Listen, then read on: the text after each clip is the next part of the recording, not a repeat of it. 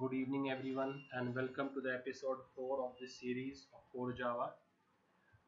So, today we will be speaking on the function, the method, public static void main, and we'll be discussing each keywords in detail. So, this line has 5 keywords which we need to discuss: public static void main, and then we have a args array which is of type string, and string is an inbuilt class in Java. So let's start with the first keyword, public. So in C++ we had learned, and if we assume this to be a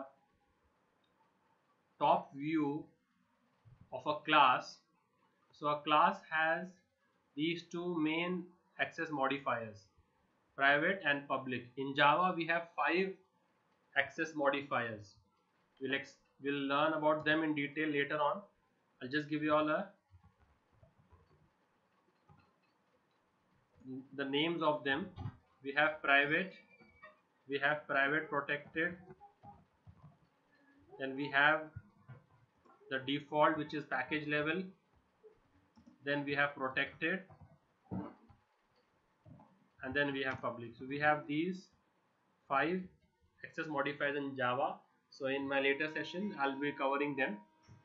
So out of these two, let's take the extreme ones, which are at either extreme. So private, and we have public.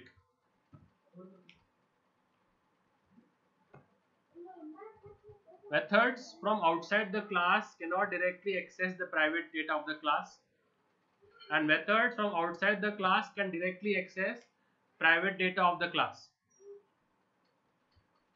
Now the main method is executed by the JVM, which we had heard about JVM in the previous session. So the JVM executes the main method. Now is JVM a part of the class hello world? No, it is mentioned over here, it is outside the class. So if JVM is outside the class, and if main was if main were in private area of the class, JVM could not access main directly.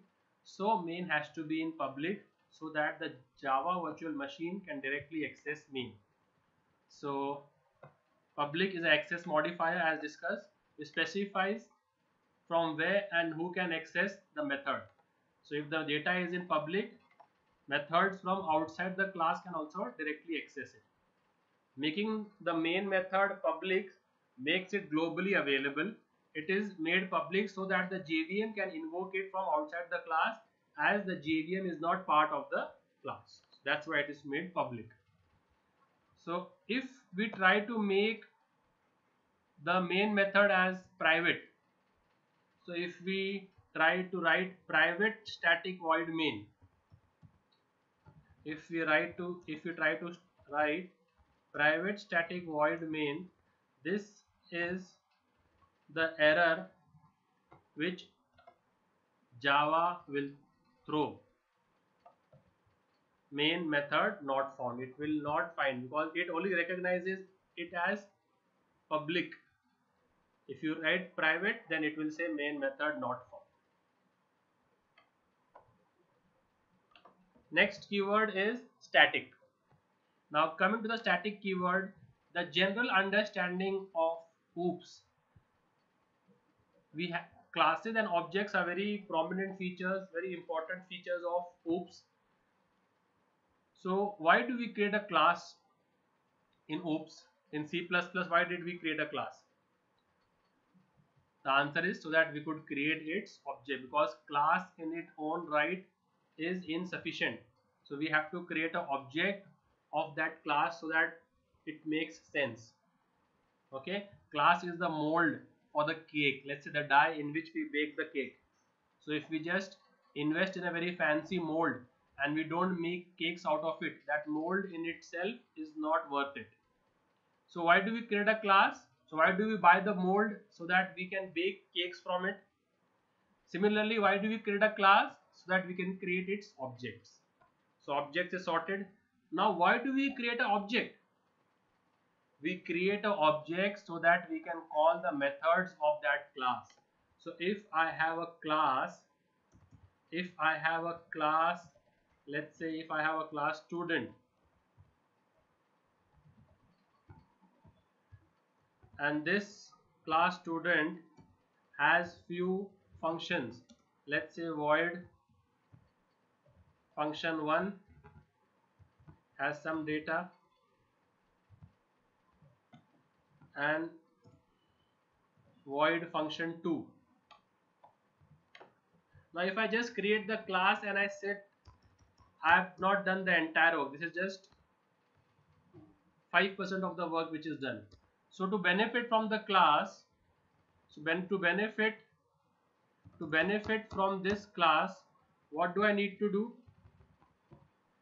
I need to first create its object. I'll show you how to create objects in Java.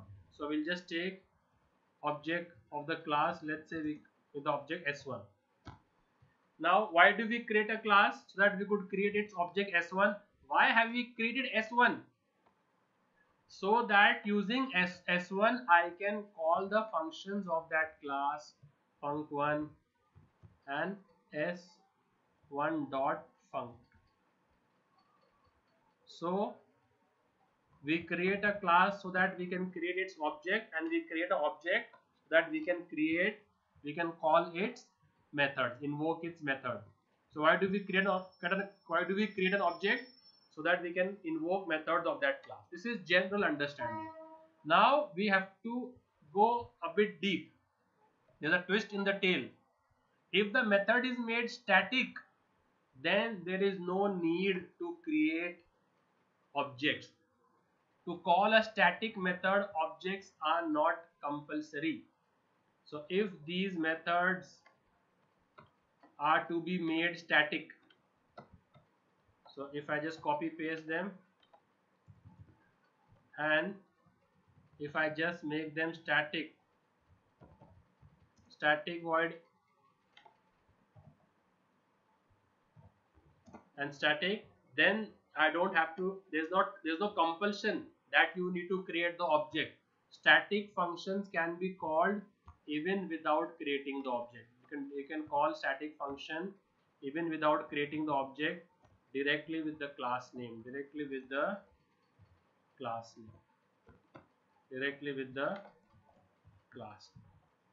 So the function is made static, object is not compulsory for such method. Similarly, when we make main as static, we don't have to create the method of the hello world program. Nowhere have we created any object. Have we ever created? Now we have written some programs over here. Do we create an object of the hello world program? If we go to our previous programs, this is the hello world.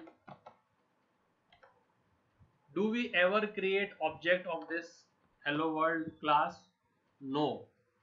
But still we are able to call main. And still we can get the output. Reason being, main is static. So a static function object is not compulsory to call it. So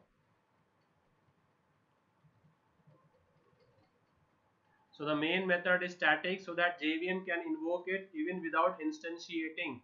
Instantiating means even without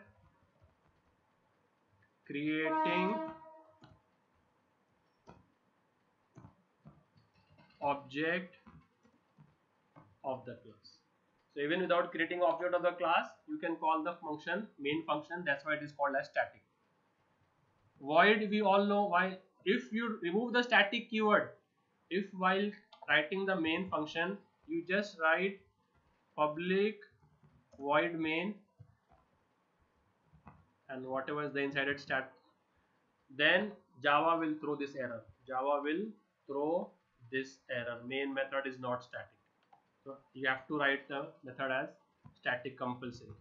Then the third keyword void. Why do we write void? Because the function doesn't return anything. Main function doesn't return anything, so we prefix the keyword void. Fourth is the name of the function main. Now inside the main function, what do we have? We have a array of which type? String type. We have a array of string type. So this array is called as command line argument. It's called as command line So string args is an array. It's an indefinite size array. There is no size defined to the array. So whatever size the user give, the array will dynamically take that size. This string args, this array of type string, is called as command line arguments. Now how do we use the command line arguments? We'll see.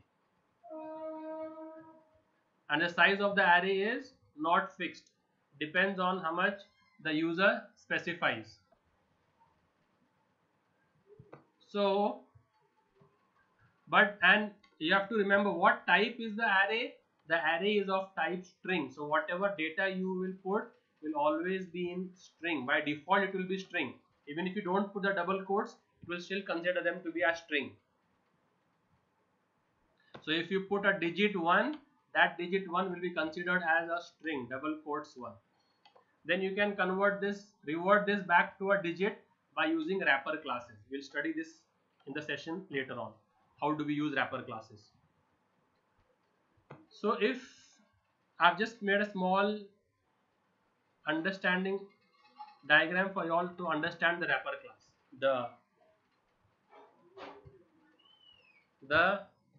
Now let's understand this command and arguments with the help of this slide. So whenever we run the program, you have to give the Java, and then we have to give the name of the class file, right? And after the name of the class file, there's a space over here. There's a space. You have to give a space over here. Whatever we pass, this stuff goes into the args array. And you have to give space after every string which you are passing. The string should be separated by a space. So while running, till here is your class name. So your class name stops over here. Okay. After this, with a space separated, whatever you pass, this all goes into the args array. So what have I passed over here? Mahendra Singh Dhoni. So how many arguments have I passed? 1, 2, 3. So the args array will dynamically take 3 arguments. So first at index 0, because array always starts with index 0. So at args 0 I'll have Mahendra, at args 1 I'll have Singh, and at args 2 I'll have Dhoni. If I again run it and I pass Java hello world, till here is the class name.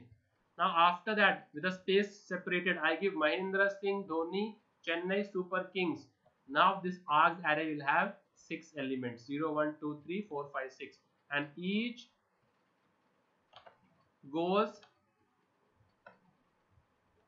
in the separate index in the manner in which they have been supplied, like this. If I give hello Java, this is still here the class name, I have given space 7 space 8. Now 7 and 8 are numbers, but they will still be treated as string because the command and arguments, the array is of type string. So this is how the array works. So if in the program we see over here, if I am trying to print args 0, so let's take the first attempt over here. So if I pass Mahendra Singh Dhoni and I print args 0, what will it display? Mahendra. So see, I have run the program. So Java C, I have compiled the code first.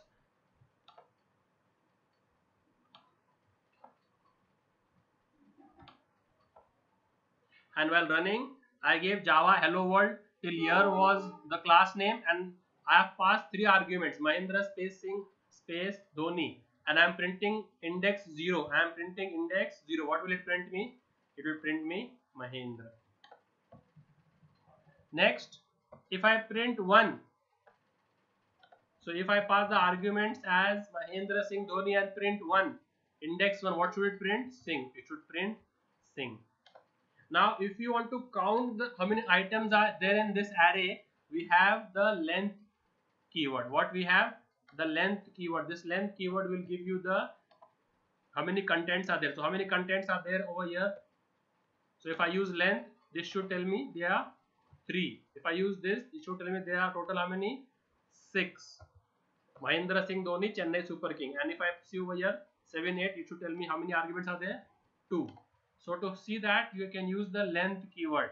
So give the array name args followed by a period, a dot, and then the length. So will display you the number of elements in the args array. So over here in the first instance I have run with Mahendra Singh Dhoni. So how much count total? 3. And then in the next instance I have run with how many counts? 6. So it is showing me 6. Just you have to display args dot length. So this is how the string args work. So we have discussed public, static, void, main, string args. Now let's solve some questions. Let's do some exercise. So first question we'll do is write a program to add two integers using command line arguments. So you have to accept the two numbers where at the command line argument. So I made a class called addition. So let's try to run this program. This will make more sense when we run it. So let's save it. I'm using Notepad++. So I've written the code, class name is addition. In that I have the main function. I've taken two numbers n1, n2 and the result. Let's save this. So how will I save this program as? The class which contains main is made public, and the class which is made public program is saved by that class name. So I'll save it addition dot java. Now let's do the exercise which I was doing earlier. So now if I just I'll take a backup of this code because I'll be needing it. So if I just come here and if I just display args of 0, okay, so what should this display you? The first command line argument which you passed. Let's save it. Let's go to the command. Let's first compile this java, give a space, compile. Now java, give the class. Till here you have to give the class file name and space. So now if I give Virat space Kohli, what am I printing? Index 0. So what should it print? Virat. Here you go, Virat. Now if I make the changes and if I say print 1, whenever you do any changes in the Java file, you have to first save it, then recompile this file. Again Java C, you have to first compile this. And now if I run this with Virat Kohli, what is that index 1? Kohli. Clear? So coming back to the previous question. Now how do we convert the numbers? So if I pass numbers, let's say if I'm running this, now I have not made any changes. So if I pass numbers 1 and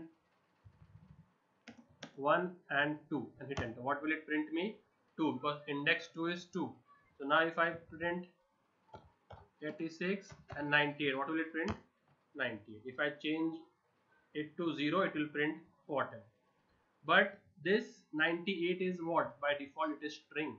So now if you wish to add two numbers, the two numbers will be of type integer, and the result, so if you add two integers, the result eventually is an integer. So now how do we convert that string? Because by default whatever you enter as command line arguments will be treated as string. So now how do I convert this string to an integer? We have to use the wrapper classes. So integer is a wrapper class with a capital I. Dot parse int is a function of that class, method of that class, p small and I capital, and convert the first argument to integer and store it in n1. Then similarly convert the second argument also to integer and store it to n2, and now you can add them and now you can display the result. So now what I can do is system dot out dot println. What will I print? I will print the result. I have made changes in the file, so you always save first. This is cluttered now. Let's clear it. CLS will clear your command prompt, and now always compile first. Java C addition.java compiled. Now run Java addition. So if you're using command line arguments, you have to first pass the command line arguments with a space. Java addition. So if I pass 7 and if I pass 7 and 8, what will it do? It will add 7 first. This will convert the, what will this line do? This line will convert your 7, the string 7, into your integer 7. And what would this line do? Will convert your 8 into your integer 8. And now when I run them, add 7 plus 8 will give you what? Okay, this will be done by this line. And when I do 7 plus 8, 15 will go into result, and I will display the result. Output should come 15. Got it? What if you want to display the result is 15? Then you can prefix the result is and give a plus. Plus is the concatenation operator. So you can say the result is result. So now we have made changes in this. This is how you comment in Java. So even though this code is written, I have commented them, it won't execute. So save. Now we have made changes. Compile it. Java C. And when you run 7.8, now it will show you the result is 15. Clear? So this is how you convert this into an integer. Now next program what I have shown over here is, here guys, now next question what I have mentioned over here is, write a program to add 2 floats. Now how we have worked with integers using integer wrapper class. Similarly with float, you can use your float wrapper class, just your common sense. So what will you do? Now you will take the variable as float. N1 will also be float, N2 will also be float, and result will also be float. Now float dot parse float, capital F over here and capital F over here, args of 0, args of 1, add them and display them. So if I run this code, if I copy this code and paste it in my file over here, let's run it. So now if I save it, now first save it, go here, compile it, now run it. Now when I run, I can't give integer because I have used what? I have used float. So now I give 7.5 and 9.5. This should be 17, right? And the answer is 17.4. Clear? This is how you use your wrapper classes. Let's take, okay, note, I've written over here integer and float are known as wrapper classes. I'll take a session on wrapper classes in my future sessions. So as of now, I've just given you a brief of what is wrapper classes. Let's take a third question. Third question is, write a program to find length of a string using command line argument. Length of a string. So how do we find the length of the array? See, to find the length of the array, we have a function called as, keyword called as args.length, as discussed earlier. So now I'll remove all this as I've saved this. How many elements I am passing in the array? How do I check that? The count of those elements. So the array name is args, and there's a keyword called as length. This length will return you the number of arguments you are passing. So I save this. Again I have to compile it, and while running I will give, let's say my name is Jack. Now how many arguments are here? My name is Jack 4, will return you 4. So the length keyword will return you the length of the array, will return you the length of the array. Next time if I run, so now I have not made any changes, so no need to compile, directly run. My name is Jack, I live in Pune. Now how many arguments? My name is Jack. I live in Pune 8. We'll show you 8. So this length gives you the length of the array. But what is the question asked over here? If you observe, they have told you to find the length of a string. Length of a string. So Mahendra. So if I want to find the length of Mahendra, Mahendra, how many? 8. So Mahendra is at which index? If I just pass Mahendra Singh Dhoni, Mahendra will be at which index? Args of 0. So I want to find the length of args of 0. So for that we have the length function. For that what we have? The length function. The length function gives you the length of the string. So now I save this. So args of whatever is put at args of 0, this length with the bracket will give you the length of that argument. So now let's compile it. Let's remove this. Now as I have made changes, I need to first compile. Done. And now if I do Java addition, and now if I pass Virat Kohli, what am I trying to do? Length of which argument? 0. How many letters in Virat? 5. So it should display me 5. Then, so this is how you find the length of the string. So you're clear? So args of 0 and length, I have stored this in a variable and I've displayed the variable. You can do it either ways. Okay. So just want to verify, length without the bracket gives you the size of the array, and length with will return you the length of a string. Length of a will return you the length of a string. Clear guys? I hope you understood this session. I'll be uploading this Word document in the description box. The link of this Word document will be in the description box. You all can download it and then try to run the program which I have mentioned in this document. Hope this session was helpful for you all. Take care.